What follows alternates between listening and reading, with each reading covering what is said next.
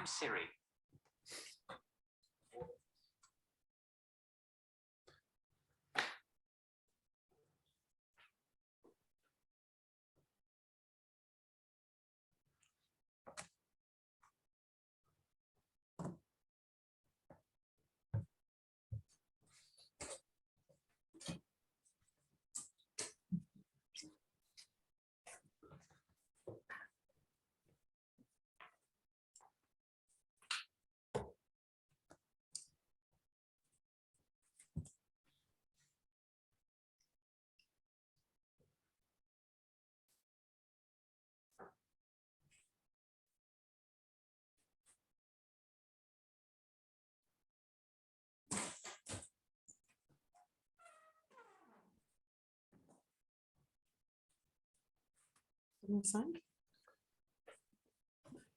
Well, good afternoon, everyone, and welcome. My name is Mark Lazarowicz, and I am the chair of the European Movement in Scotland.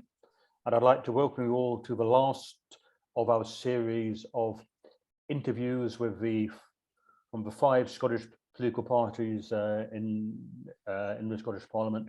We're interviews with the representatives of those parties on European issues. We've done so far the Conservatives, the Labour, the Greens and the Lib Dems, and this afternoon we moved to the SNP for our last interview. And a very warm welcome to Angus Robertson, who's here with us.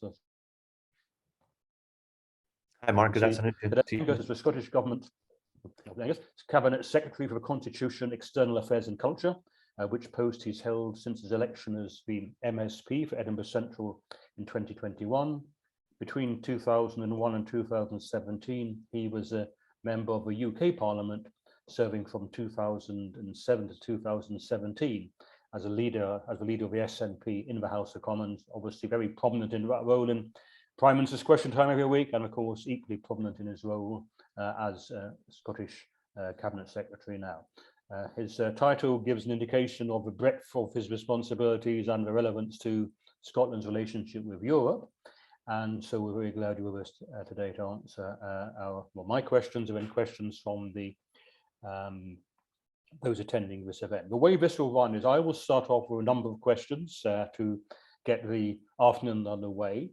I will then try and take as many questions as possible from those of you who are attending. If you want to ask a question, please put your question in the Q&A box. That's at the bottom of the screen if you click the icon there, not the chat box, the Q&A box. And I will moderate the questions to try and ensure we get a good range of questions put to Angus and a good discussion going. We'll be going on to 4 o'clock. I hope you'll enjoy the afternoon. I'm sure you will.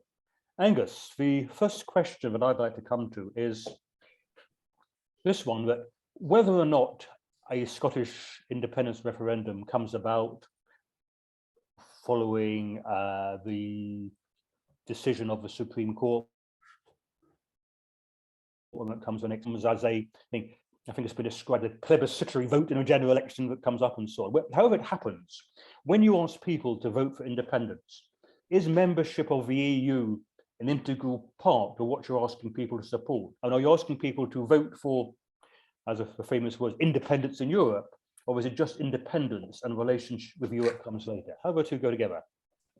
Okay, well, first off, thank you very much for inviting me to take part, and thank you very much to the now more than 70 plus members or supporters or interested followers of the European movement in Scotland. It's really nice to join you all and look forward to answering all of your questions. I should say at the start that I have one minor challenge in that I've been working with colleagues in the Scottish Government preparing the forthcoming paper on the European Union as part of the prospectus for the run-up to the referendum, which we intend to hold next October. And you will appreciate that much as I would love to give you a sneak peek and an exclusive insight into everything that's in that document, I can't do that today. So I'm going to do my best to paint the general position as it currently stands, and give everybody a good understanding of the direction of travel that we're wanting to go in, which is back into the European Union as quickly as possible. And so the short and simple answer to your question, Mark, is yes. A yes vote in the referendum will be a vote for the Scottish government to begin the necessary negotiations, both with the UK government and with the European Union about Scottish re-accession to the European Union as quickly as is practicably possible. We would be in a unique position. We would be the first formally part of the European Union seeking readmittance, and we would do so after a relatively short time having been out since Brexit, and having had 47 years of fulfilling the acquis communautaire, the body of European Union law, and the fact that the Scottish government still works hard to remain as closely aligned with European legislation as possible, and in part to make it as easy as possible when we go through the re-accession process, which would follow a yes vote. But the simple question, answer to your question, Mark, is yes. Okay, that's helpful. Okay, so it'd be that the referendum, whatever the vote is that happens, when and obviously if it happens, but so from your point of view, when it happens,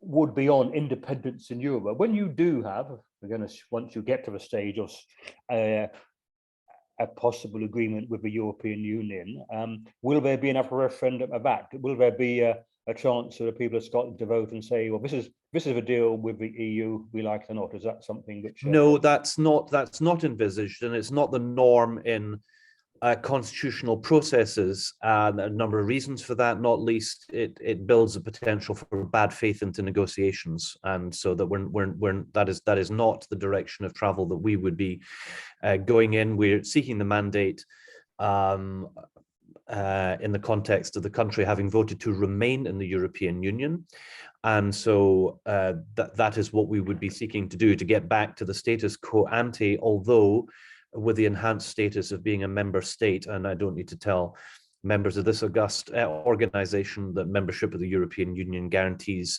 representation on the Commission, on the Council of Ministers, in the Court of Justice, and other important bodies of the European Union. And that is what would follow re-accession, with ourselves being, because of our comparative size, the best indicator of the level of representation in the European Parliament, but also votes in Council with countries of a similar size. And I think from the top of my head, the two countries that are closest in size are Slovakia and Denmark at 5 million, almost the same size as Scotland.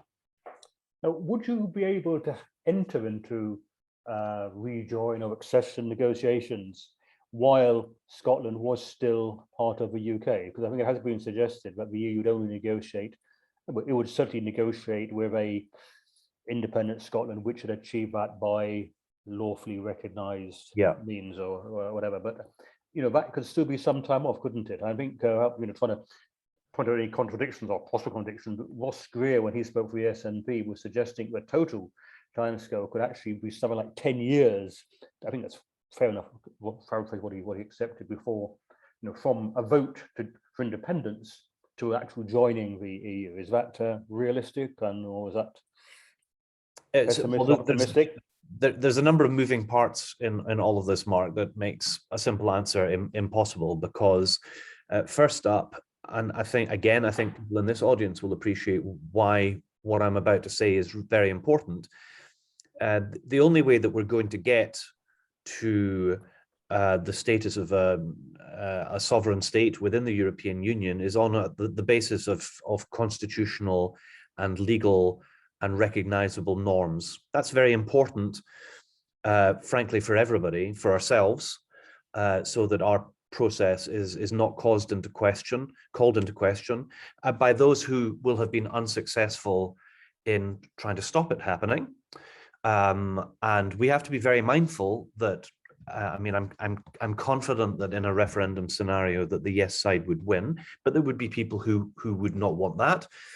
And so it's very important from a domestic point of view that the referendum process and what then follows is something that, notwithstanding the difference of view on the question, that people can be satisfied that everything was fair and legal and constitutional and agreed. So that's a domestic rationale that makes all of that very important. The other bit of it that makes it important is in relation to our neighbours, whether that is the rest of the United Kingdom, with whom we are going to have the closest relationship and want to have a constructive relationship with. So it needs to be based on agreement and accord. And it really, really matters to the European Union, who, because it's a body that is based on law and rules, wants to make sure that Scotland's transition would be one based on law and constitution. One doesn't have to look very far. Google Spain foreign minister, and you will find Spanish politicians who say it's not for them to get involved in the internal processes of the United Kingdom, as of others. And it makes the point that for European Union partners, whether that is the European institutions or European Union member states, it's not for them, and they don't want to be involved in the internal affairs of the UK. But what they do want is that when it gets to a stage where we've made a decision, that it's one that's recognised by the UK government. And then on the back of that, one then gets into the modalities of when one might begin to hold discussions, yes, with the European Union, but with other partners as well. The ability to scope out the next phase in our constitutional journey. And like I said a few moments ago, it has not been done before. So one can't sort of turn to a ready reckoner and say that these countries took so long to re-accede to the European Union, because nobody's done that. I think I'm right in saying from memory that the European accession processes from the mid-1990s, so Austria, Finland, and Sweden, I think I'm right in saying those were 2 years. And I think the previous average was 5 years. So those are from countries outside the European Union who've never been in the European Union. But we wouldn't even be in that category because we are literally sui generis. We are without comparison, both in our where we have come from, part of a multinational voluntary state, the United Kingdom, making a decision that we would wish to become a sovereign state again, and that we would want to rejoin the European Union. It's not happened before. What I do know is that, having spoken with a lot of European interlocutors, there's a tremendous amount of goodwill with people regularly saying, and I was in Brussels just a couple of months ago and heard this quite a lot, people saying that they imagine it would be amongst the quickest accession processes that there have ever been in the European Union, for the simple reason of the acquis communautaire point that I was making at the start, the 35, 36 chapters that one needs to go through. But also the fact that there is just very good, strong goodwill to Scotland rejoining the EU. It's an antidote to Brexit, of course, and it would be some good news for those of us who are passionate pro-Europeans, that not everybody is in favour of Brexit. And that a great many of us want to be back in the European Union, and that's viewed very positively by our friends in Europe. One thing that is new, though, and maybe we can tease some of this out in the questions, is I think one of the differences this time round compared to 2014, apart from the obvious one that in 2014 we were still in the European Union, but apart from that, I think one of the big differences is that our case this time is going to be more widely framed in terms of what Scotland can offer Europe. So it's not just all about us, and we can talk about that, and yes, it's it would be better for our democracy, in my view. It would be better for our economy, for our cultural connections, for all of the reasons that most of us are pro-European.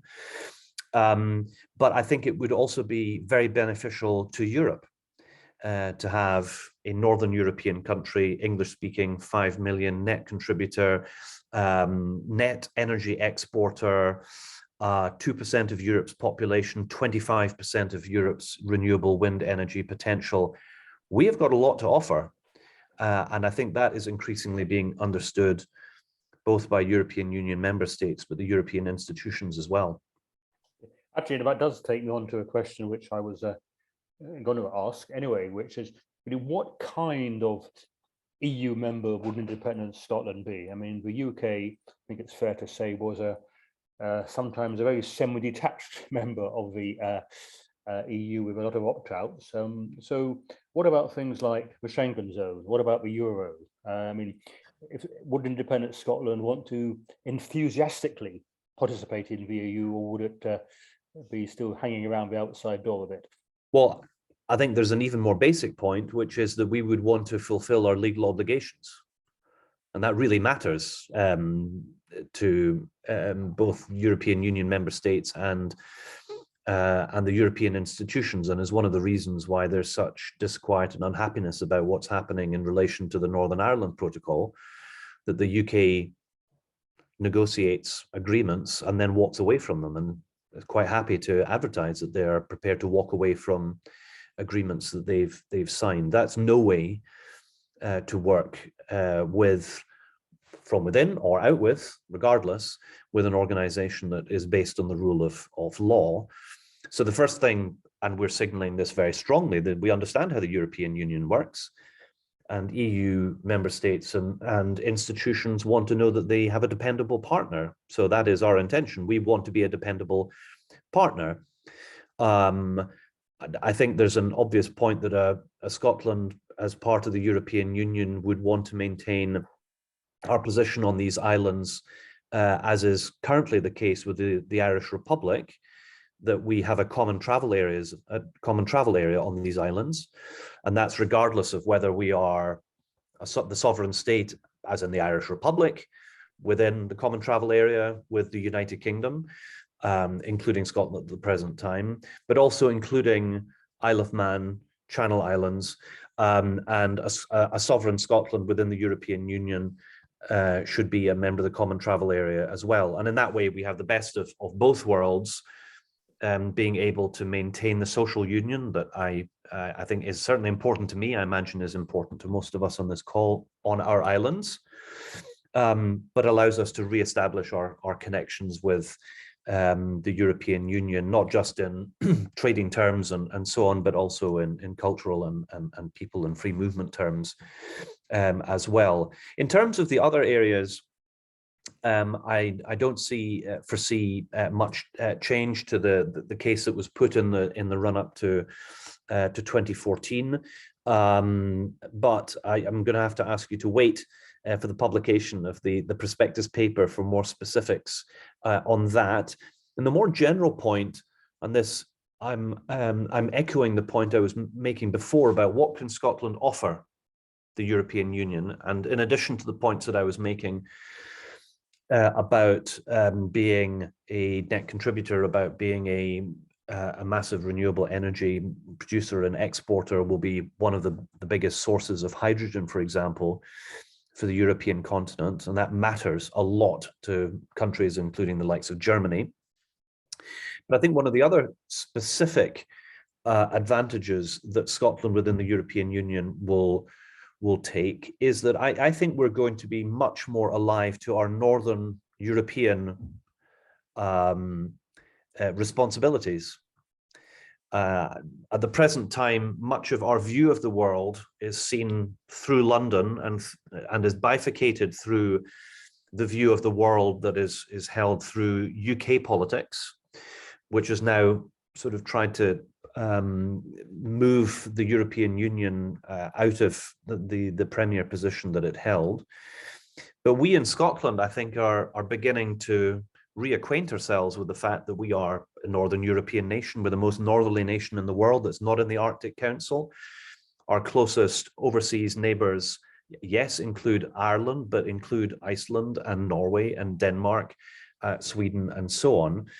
And there are a lot of reasons why the European Union, I think, would have great interest in a Scotland that was looking after our common backyard in the many ways that are important to us.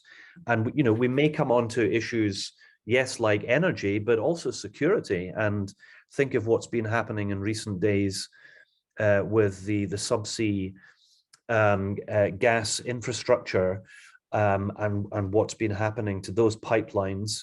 And it just underlines why cooperation on a European level is so important.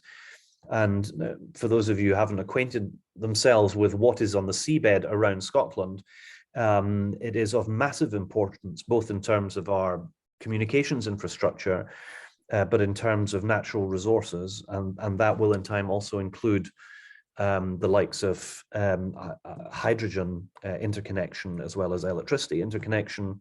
So it's going to really matter that we are, pardon the pun, not really much of a pun, but plugged in as a part of the European Union, where we will really have something to offer, and we can, in our own way, be a bridge to our close neighbours who are not in the European Union, like Iceland and Norway, because we will be more directly involved. And I'm going to Iceland shortly to attend the Arctic Council meeting there.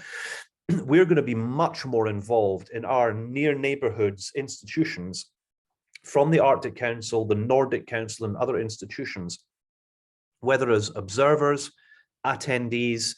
There may be some organisations that we join as full members as well, but we will be interested in all of them because it is our immediate neighbourhood. And I think beginning to think like a state, act like a state, I think is important for us in Scotland to reacquaint ourselves with why we matter in Northern European terms. And if we do that, we then realise what it is that we can offer our friends in the rest of the UK, incidentally, as well, because they'll be very interested in Scotland taking its responsibilities for our part of the world and the northern backyard seriously. And that will also matter to our continental European friends as well. So I think understanding what it is that we can offer is going to be quite a strong or stronger theme that will be emerging when we hold the next referendum. On the specific points about Schengen and the euro, I think you indicated, without cutting across what you're going to announce in due course as a minister, that the Scottish Government, that the position will be effective as it was in 2014, as far as that's concerned. Is that correct? That's how things stand. Okay, thank you. At the present time. I'm not signaling a change. I'm just saying that is the position as currently. Absolutely. So yeah, absolutely. Now, we've got a lot of Q&A questions in the Q&A. I'm going to try and go with some of these. Can I ask anyone who wants to put a question, could they put them in a Q&A box rather than the chat box? It's easier for me to manage them to make sure we get as many views as possible. I'm going to try and first of all deal with a couple of the points that came up which relate to issues we've been discussing, and then bring in some other points. So we have Esther Robertson, who's, I think it's, if you're looking at the questions halfway down, who is, not everyone who is in favour of independence wants to be in the EU. Would it not be better to allow the first government of independent Scotland to make the decision either on the basis of a referendum or not? This would minimise the risk for some people voting against independence to avoid rejoining the EU. You want to make a quick comment on that if you wish? Well, I say respectfully, after independence, if people want to vote for political parties that are not pro-European, they have the opportunity to do that. Support for European membership, European Union membership in Scotland is now in the 70s. And as we know, in the Brexit referendum, it was 62%. So I think it's really important that our European neighbours understand our ambitions, and our ambitions are unashamedly to rejoin the European Union. That's the position of the SNP. It's a position of the Scottish Green Party, and it's up to other political parties if they want to stand on a different platform. Then they can feel free to. But we've been elected, and this point is sometimes lost in quite a lot of the media coverage, to be honest. That to a great extent, this decision has already been answered. In as much as the Scottish government, well, in the first instance, the SNP and then the Scottish government that was formed from it, was elected last year in 2021 on the specific manifesto commitment to hold a referendum and a specific manifesto commitment that we rejoin the European Union. And the SNP was re-elected, and we now have the biggest majority in the Scottish Parliament ever for that to take place. I do appreciate the point that's been made, but in politics, we can't be all things to all people. And I think on this, probably more than anything else, I think it's clear where the overwhelming majority of people's views are in relation to the European Union, and it's our intention to deliver on that. Okay. Now, there's a couple of questions about EFTA, but I think EFTA membership, but I think you've made a position clear that your position is to join the EU, so I won't ask you to comment unless you want to. But there is a comment which is linked to that, but slightly more, slightly different angle, which is, would the Scottish government seek to negotiate an accession agreement to allow early access to the single market and other EU institutions before the full accession treaty has been agreed? So not necessarily joining EFTA as such, but would there be room for a halfway house along the road, as it were? What about that? Well, I think we're getting into prospectus territory here that I would rather not. I would not wish to be drawn on. Safe to say, I think we have seen that the European Union and European institutions are open to working out different ways in, and transitional arrangements for a whole series of contexts. And we want to rejoin the European Union as quickly as possible, but we also know that these things don't happen overnight. And incidentally, it makes the point, and we were making this in the run-up to 2014, that just because you voted for something to happen in a referendum doesn't mean that it will happen overnight. The UK voted 52-48, sadly, as we know, for Brexit. But Brexit didn't happen just because the referendum took place. There needed to be a time for negotiation, agreement, and all of that. And there will be a time period whilst Scotland remains within the United Kingdom. And then there will also be a time period as we are negotiating to be in the European Union. And I would wish all of that to happen as quickly as possible. But we've got a process to go through.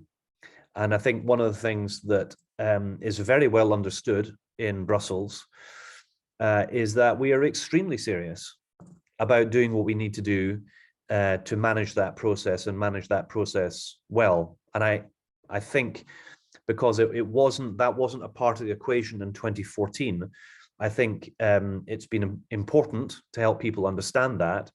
I think they know that to be the case, and I'm certain when they see the European Union prospectus paper that they will know it to be so. Thank you. Now, a couple of questions which relate more to our relationship with Europe now, as opposed to in the future. Question, why isn't the Scottish government being more proactive in keeping alignment with EU law? Big announcements every month about new EU laws being aligned with. How many times has a Section 1 power in the Continuity Act actually been used? That's the first question on the Q&A list. Okay, so the Scottish government's position is to remain as aligned as possible with the European Union, and we are doing that. And we can do that in a number of different ways. We don't need to rely on Section 1 powers to be able to do so. I should say that a very significant part of European Union legislation relates to the working of the single market, which we are not a part of.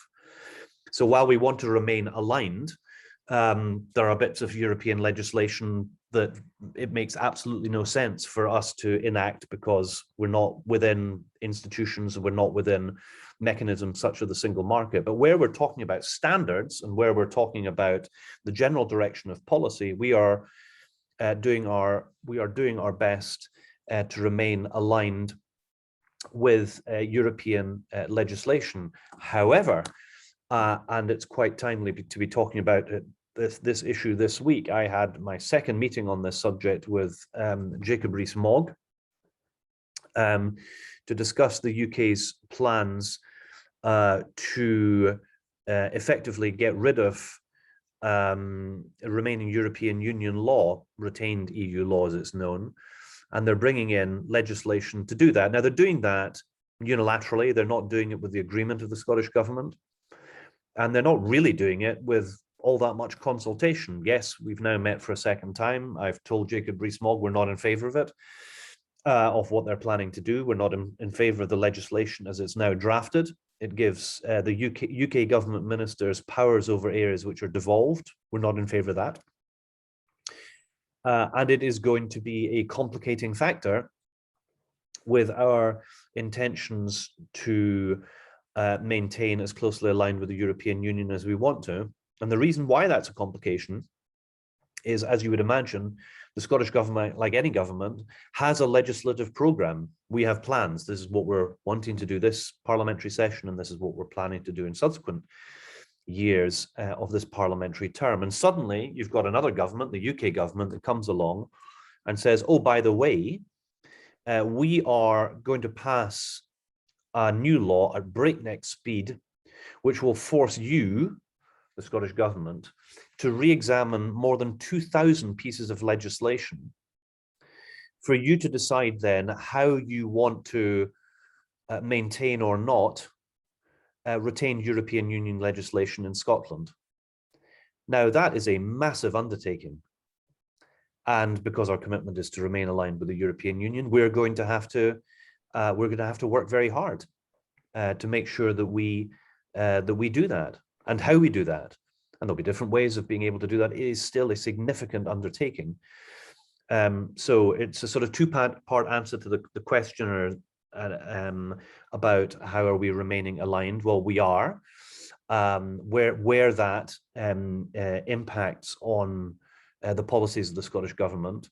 But secondly, we have this additional challenge in relation to retained EU law because of the UK government's plans to effectively get it off the UK statute book, or the statute book of England and Wales. We've said to the UK government, if you're wanting to go ahead with this, okay, that's your business. You've been elected to do what you've been elected to do, but we've been elected to remain aligned with the European Union, and you're unilaterally forcing us to manage this massive process.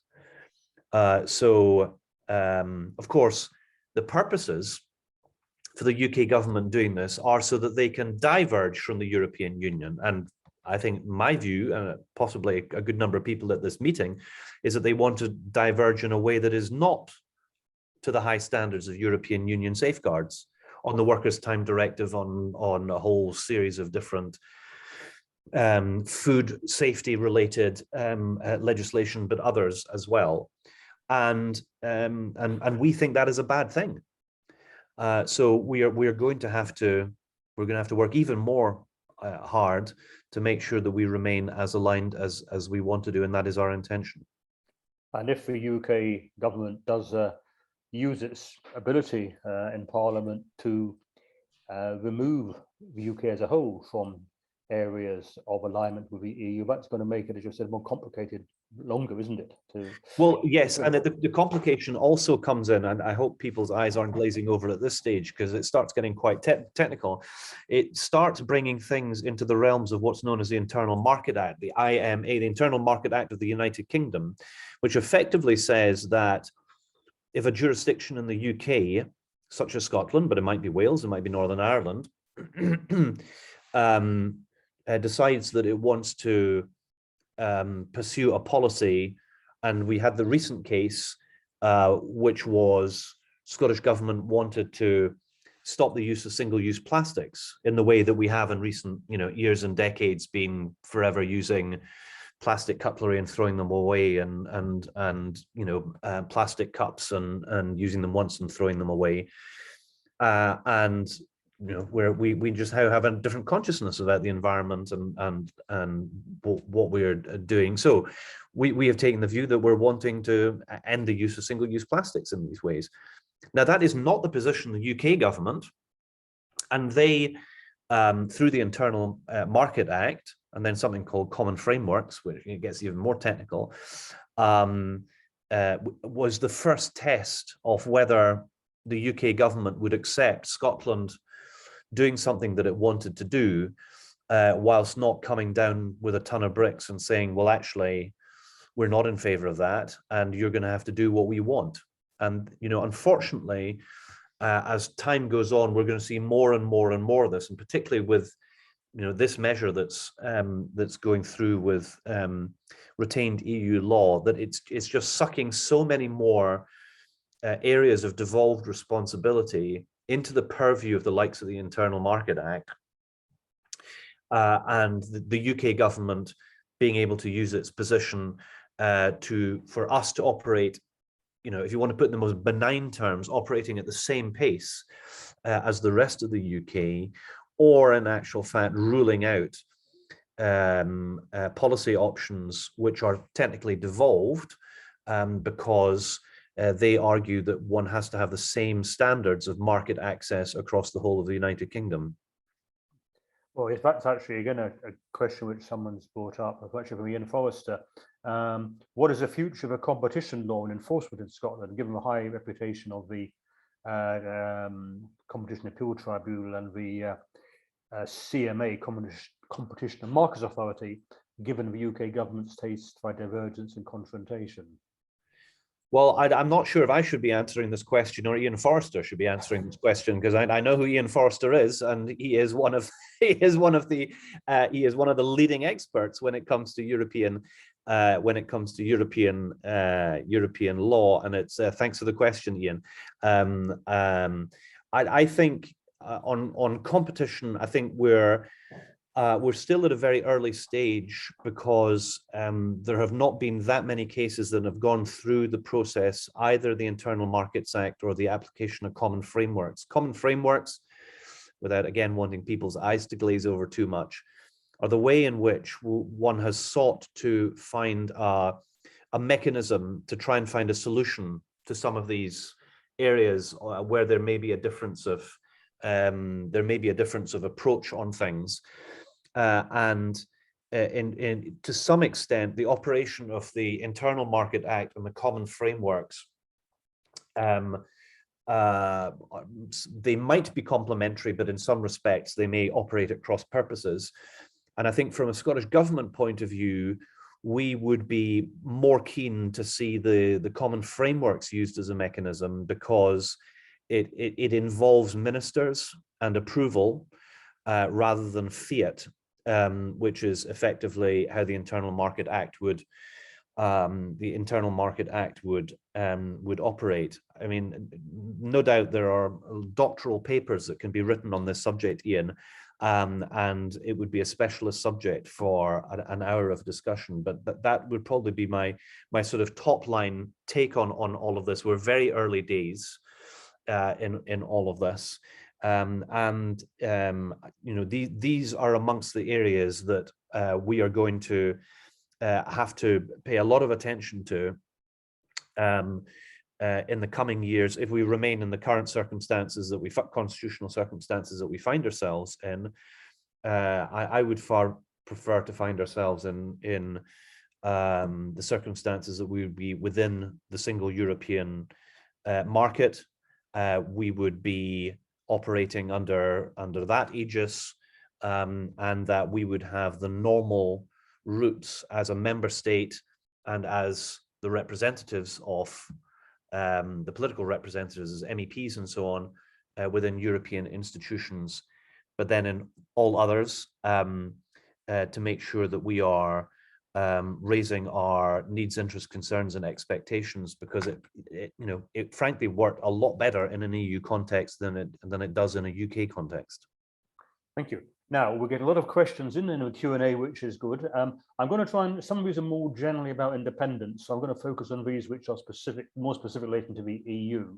But one of those questions which I would want to bring up relates to this issue of the UK government's attitude towards as independent Scotland joining the EU. So one question along that line is, do you think a rest of the UK, as a UK without Scotland government, would be a help or hindrance to an independent Scotland negotiating accession to the EU?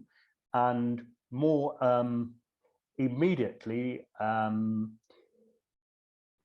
can find it, or the question is how far or is to any extent UK government departments actually working with the Scottish government's wish to rejoin the EU? For example, is there work with the Bank of England? I understand to develop some of these scenarios. I again understand some of these may not be ones you want to tell us about today, but if you can, please do. Yeah.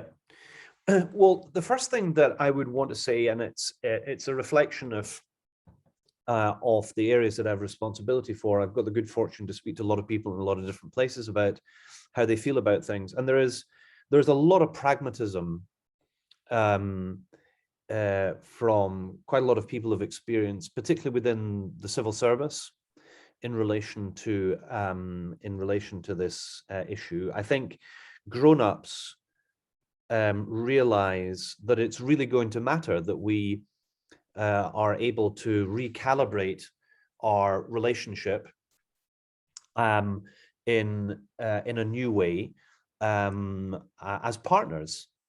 And there are some I think very encouraging straws in the wind about how this is possible. I mean, at the present time, not sure people are actually aware of this. There's not a Scottish civil service. There's a Northern Irish civil service. There's not a Scottish civil service. There's a civil service for Great Britain, and civil servants that work for the Scottish government work to ministerial direction. So the position of the Scottish government is we're in favour of Scottish independence within the European Union, and so we act and we work accordingly. And I'm talking about the civil servants here. And they manage to have a perfectly constructive professional working relationship with their civil service colleagues, which is a good thing. And I think there's a good level of trust between officials, and I think that really matters. And I've got no reason to believe that that is going to change. And so I think we need to get beyond the point of having made the decision for people to be in a new working mode. I think the rest of the UK civil service will need to have seen that people in Scotland have made the decision. Now the decision has been made. What comes next? How do we make that happen? How do departments act on that? But my starting position is that given the fact that the UK has a very professional civil service and still a neutral civil service, that's a tremendously important building block. That political decision makers in Westminster, what mindset are they going to be in? Now that's a different question. For what it's worth, I still think that once a decision has been made, I think pragmatism will reign as reign it should. Now, there are probably some people on the call who are thinking to themselves, well, hold on a second, what's happened post-Brexit in relation to Northern Ireland shows that that's not necessarily the case. And I acknowledge that. I do, however, think that the scale of the decision for Scotland to become a sovereign state and for the United Kingdom to have to change significantly, I think is going to make some people have to confront realities about what the rest of the United Kingdom is, and maybe think for the first time about what it might be, or what it could be, or what it should be. Because arguably what's been happening since Brexit, and there's been some very, very there've been some very insightful articles written about this in recent days, is that there's a Brexit mindset, particularly within the Conservative Party, which seems to think that they just need to wish something to be so, and then it'll happen. And whether that's on Northern Ireland, and now whether that's on their frankly self-harming economic policy, which, if they hadn't sacked the head of the Treasury, they might have got some better advice that putting their foot on the accelerator, one foot on the accelerator and one foot on the brake at the same time, was not going to end well.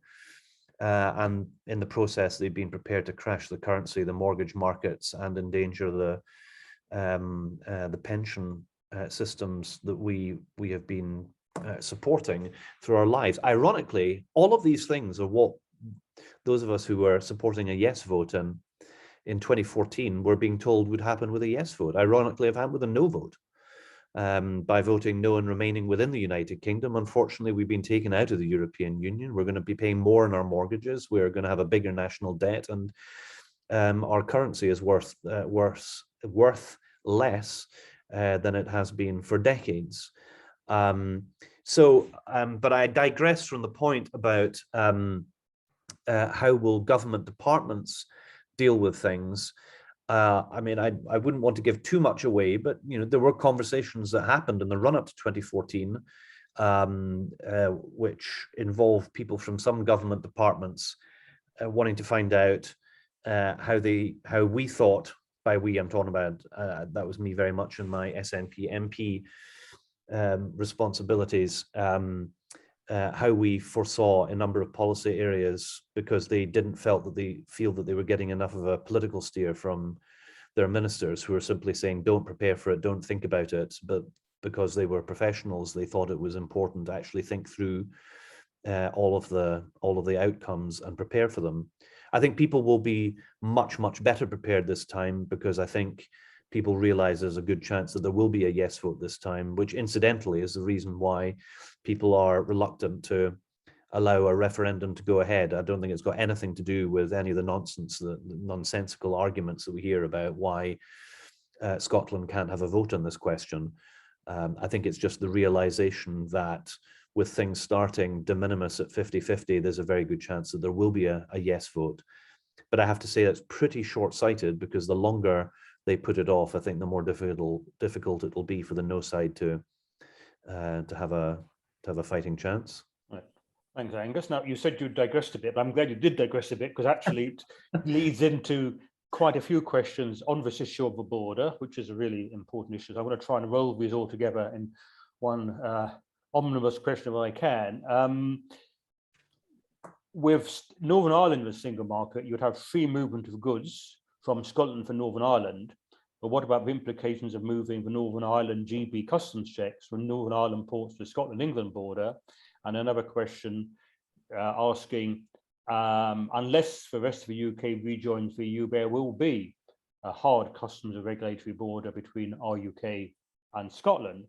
And the Northern Ireland Protocol doesn't provide a model, given the analogy would require the rest of the UK to align with some EU law, which at the moment it doesn't seem likely to happen. So just by putting it back, as you said, there's no point in wishing away things that are unfortunate and difficult. It's quite reasonable to think that the present UK government may not be as helpful as they want it to be. So is it not a case where it has to be a risk? There would be a hard border between Scotland and England under one quite possible projection of what could happen.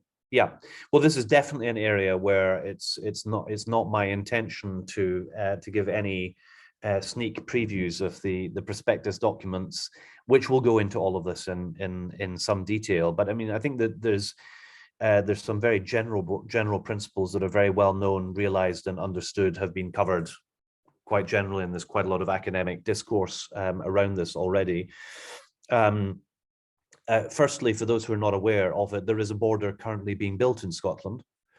and it's been built in our ports in the southwest, where there is transit from Northern Ireland to the British mainland.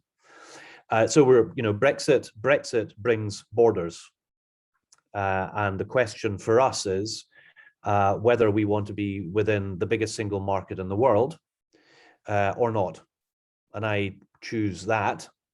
I also happen to choose to have a customs and regulatory environment which is the least intrusive as it needs to be. But one of the areas of responsibilities that sovereign states have is they are in charge of customs and they are in charge of their borders. And that will include our border with our land border with England. And we are getting into the specific territory of what will be in the prospectus paper. So I will not say much more than that. But what I will say is that by being a member state of the European Union, we will be getting rid of border controls with 27 other countries. With a common travel area, we will have unimpeded travel between Scotland and the rest of the current United Kingdom.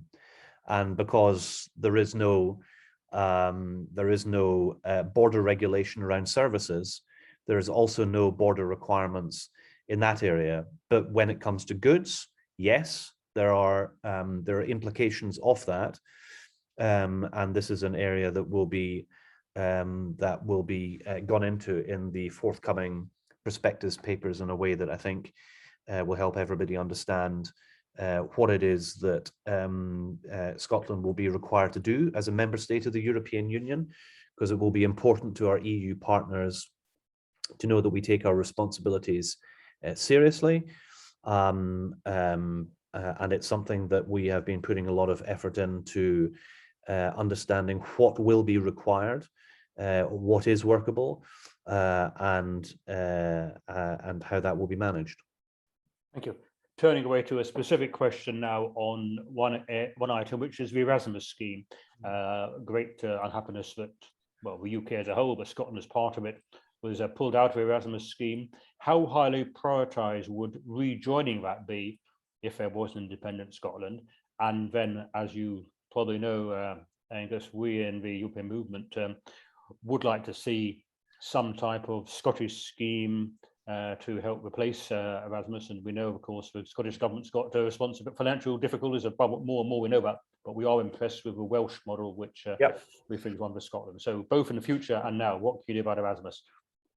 Well, I mean, Erasmus, and for that, I mean, you might as well add on some of the other research programs as well that unfortunately, Horizon and so on, that really, really matter in the scientific community. But Erasmus, for all the reasons that in particular the audience at this meeting will be aware of, is so important, and not least because it's so significantly much better than its anemic Turing scheme replacement, without wishing to impugn the name of the hero after whom it is named. But it's just a pale imitation, if even that, of what Erasmus was and is and remains for those countries that are part of it. So absolutely, we would want to get part of the Erasmus scheme. Is it possible to make other arrangements in the meantime?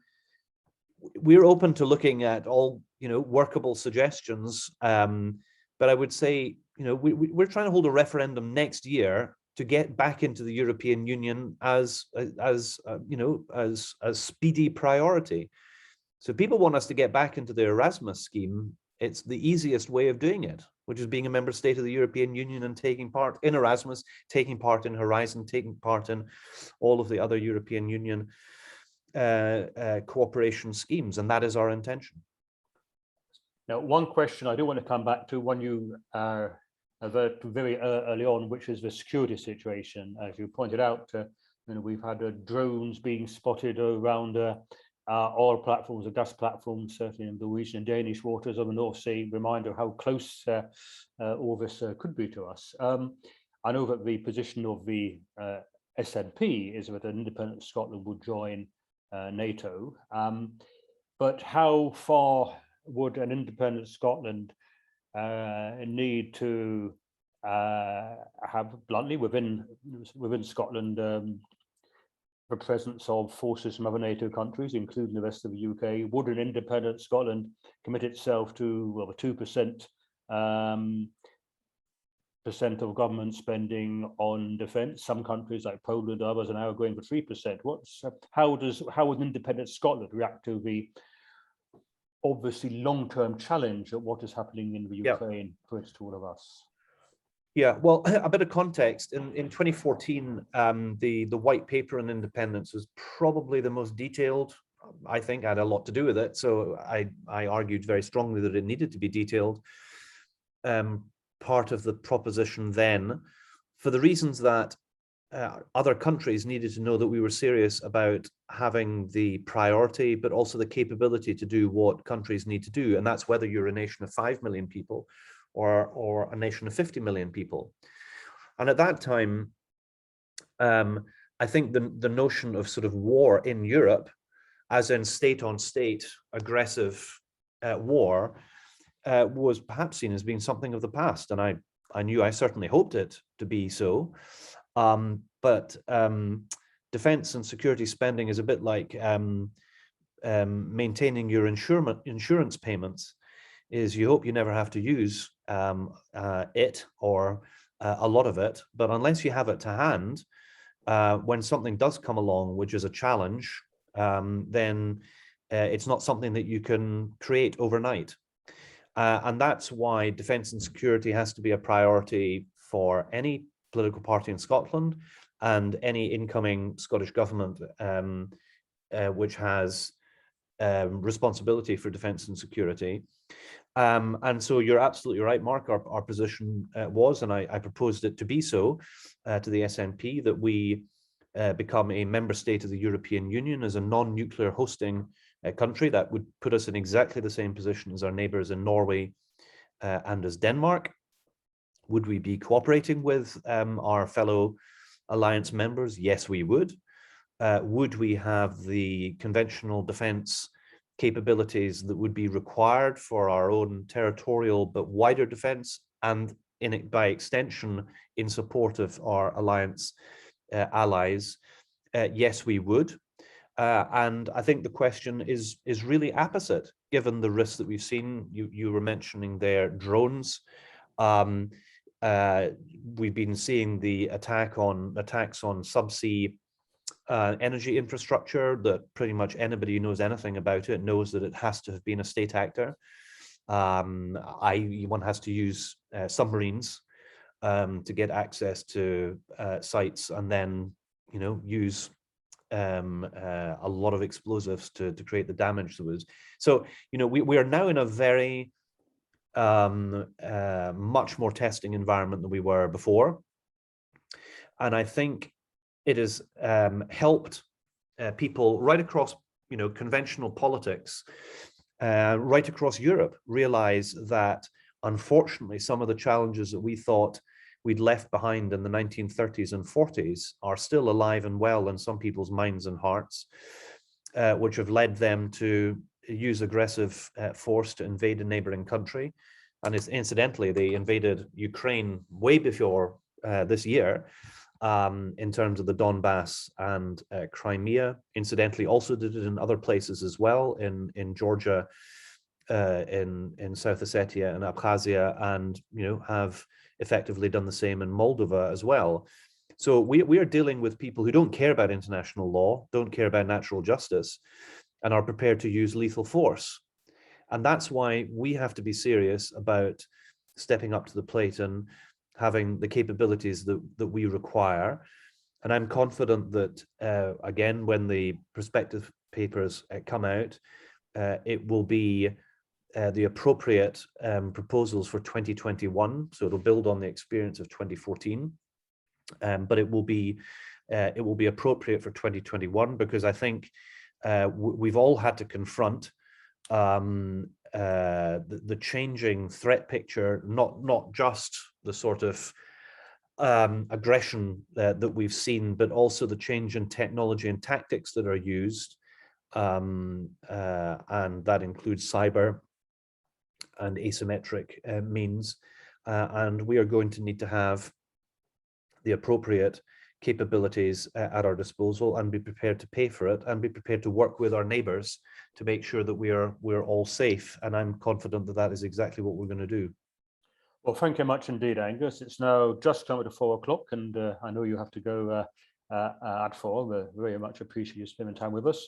I would invite the rest of everyone else to stay on for a few minutes. I've got a few announcements, bits of information to pass on, but Angus, feel free to leave us at this stage if you need to, and I'm sure we would give you a round of applause if we were able to do so. So thank you very much indeed. Well, For those of you... And well, if I can just quickly say, Yep. and a big thank you to all of you on the call. I've not been able to see you. I've seen some of the names in the participation list. I see we're now up to over 80, well, the best part of 90. So thank you very much to all of you. I hope that's been interesting and informative. And I look forward to having continuing dialogue like this, especially after we publish the prospectus paper on the European Union. That might be an appropriate time to think about having me or a colleague back, and we'd be delighted to do that. But I'm sure we'll take up on that. Thank you very much indeed, Angus. To everyone who's watching, thank you, of course, for watching and taking part and putting in lots of questions. You realise I wasn't able to cover them all by any means, but I hope we got a good cross-section of views to the Cabinet Secretary. If you're interested in what we're doing as European Movement in Scotland, please, you can get our mailing list. You can follow us on social media. Look at our website. Information will be coming up shortly, a slide with details about that, and you'll get an email after this as well with those details. This presentation will appear reasonably soon, the video on our website as well. Not immediately. I mean, we are an organisation which is based almost entirely on volunteers, so volunteers have things to do, but hopefully it will be up shortly. Because we are a membership-based organisation, if you're interested in what we're doing, if you support what we're doing, please think about joining if you aren't already a member. Some people want to be active, others just want to be a member and support, and we welcome all of these types of support because, bluntly, we need funds, we need money to be able to do what we can. So if you're not a member already, please do think about joining. And of course, please think about making a donation, a one-off donation as well. That's also very important as well. So you'll get details about that later, very, very soon. If you're not from Scotland, we do work very closely with European Movement and the rest of the UK. We're sort of the sister organisation in Scotland, and obviously they'll be delighted to have your membership as well, because we're a very active organisation. And of course, we are part of a European Movement, which is active, has got member groups, member organisations in, I think, 35 European countries, not of all of them in the EU, just like ourselves, unfortunately. So if you're from outside, look at European Movement International, and you can get details for contact throughout most of the rest of Europe as well.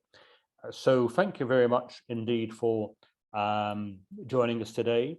We have regular webinars. You'll see details on our website as they are organised and published. And you will now see, I hope, a slide which will give you these contact details so you can take information for yourself, hopefully to action and join up with it if you're not so already. Thank you much indeed.